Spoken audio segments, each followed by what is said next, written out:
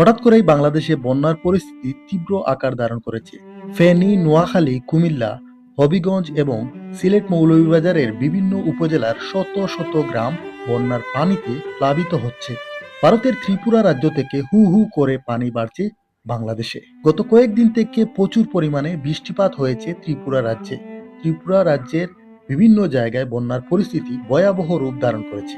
এখন পর্যন্ত খবর পাওয়া যায় যে ত্রিপুরা রাজ্যে প্রায় 7 জনের বন্যায় মৃত্যুবরণ করেছে। যত সময় যাচ্ছে বাংলাদেশের বিভিন্ন এলাকায় বন্যার পরিস্থিতি আরো খারাপের দিকে যাচ্ছে।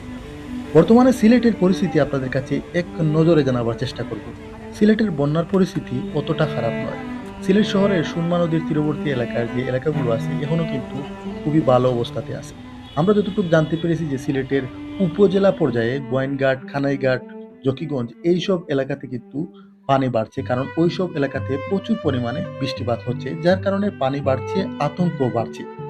ভারতের ত্রিপুরা রাজ্য থেকে পানি আসায় সবচেয়ে বেশি ক্ষতিগ্রস্ত হয়েছে ফেনী জেলা, কুমিল্লা, নোয়াখালী এবং হবিগঞ্জের বিভিন্ন উপজেলার কিন্তু পানি বাড়ছে এবং বিভিন্ন উপজেলার মানুষ কিন্তু আতঙ্কিত আছে। বন্যা কবলিত ফেনী উপজেলায় এখনো হাজারো মানুষ পানিবন্দী আছেন। কুমিল্লা এবং হবিগঞ্জ, নোয়াখালীতেও কিন্তু বন্যার পানি বাড়ছে। এ নিয়ে কিন্তু অনেক আতঙ্ক বিরাজ করছে। আমরা আমাদের নিজ নিজ অবস্থান থেকে ফেনী, নোয়াখালী, কুমিল্লা, সিলেট মৌলভীবাজারের প্রত্যেক বন্যা কবলিত উপজেলার প্রত্যেকটি গ্রামে যার যার সাধ্যমতো সাহায্যের হাত আমরা বাড়িয়ে দিই। প্রিয় বন্ধুরা, সিলেটের বর্তমান পরিস্থিতি আপনারা দেখতে পাচ্ছেন।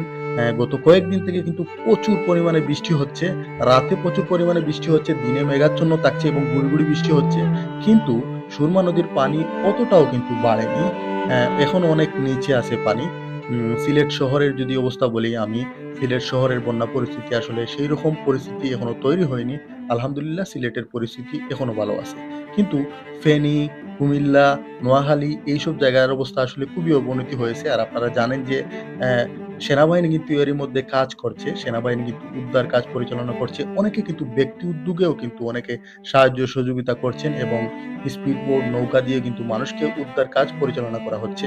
এবং ছাত্র জনতাও কিন্তু বিভিন্ন সময় বিভিন্ন ধরনের পোস্ট দিচ্ছে এবং তারাও কিন্তু সাহায্যের হাত বাড়িয়ে দেওয়ার জন্য সবার কাছে অনুরোধ করছে। যার যার অবস্থান থেকে প্রত্যেকটা মানুষ কিন্তু সাহায্যের হাত বাড়িয়ে দিয়েছে। আমরাও আমাদের সাধ্যমতো এই উপজেলা, জেলার মানুষ, পানিবন্দী মানুষদেরকে উদ্ধার কাজে এবং আমাদের আর্থিকভাবে যে যতটুকু পারি তাদের দিকে সাহায্যের হাত আমরা বাড়িয়ে দেব। এটাই আমরা সবাই কামনা করি। প্রিয় বন্ধুরা, সিলেটের কিন্তু উপজেলা পর্যায়ে পানি বাড়ছে। আপনারা দেখতে পাচ্ছেন সুরমা নদীর যে পানি বাড়ার চিত্র। আসলে গত কয়েক ধাপে কয়েকবার কিন্তু সিলেটে বন্যা হয়েছে। আপনারা জানেন যে এই বছর প্রায় বলতে গেলে এইবার যদি পানি বাড়ে তাহলে কিন্তু চতুর্থবারের মতো পানি বাড়বে।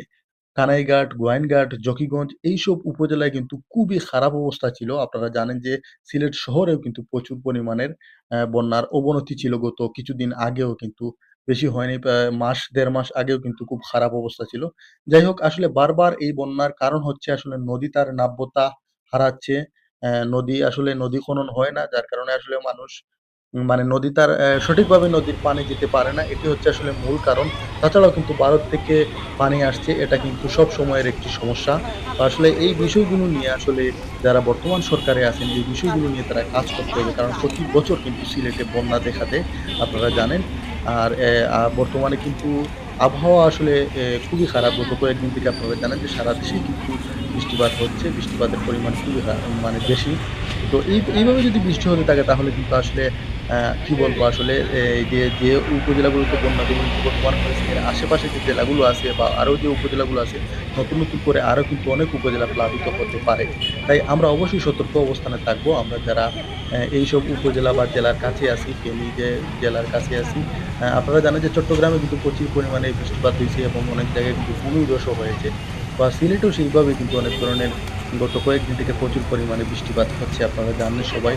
তো বৃষ্টিপাত হওয়ার কারণে কিন্তু শহরের বিভিন্ন জায়গায় এমনিতে পানি হয়, যেটা আসলে জলাবদ্ধতা, সেটা আসলে বন্যা বললে ভুল হবে।